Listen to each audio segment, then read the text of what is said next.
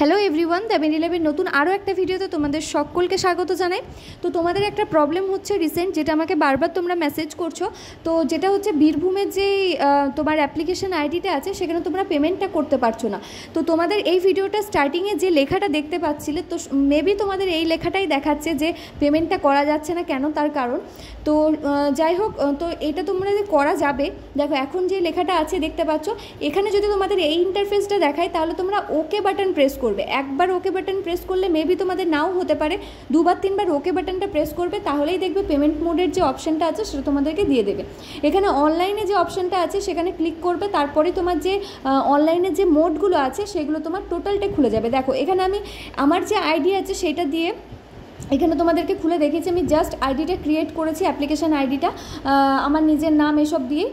তো সেই জন্য এখানে তোমার মানে অটোমেটিক প্রসেসে আমাকে দেখাচ্ছে যে এখানে 100 টাকা আমার যেহেতু জেনারেল ক্যান্ডিডেট হিসাবে আমি এন্ট্রি করেছি, তো সেই জন্য 100 টাকা পেমেন্ট দেখাচ্ছে। তো এখানে তোমরা দেখো, এখানে কার্ড নাম্বার দিয়ে করতে পারো, যদি ডেবিট কার্ড থেকে করো তার এক্সপায়ারি মান্থ ইয়ার এসবগুলো দিয়ে করতে পারো।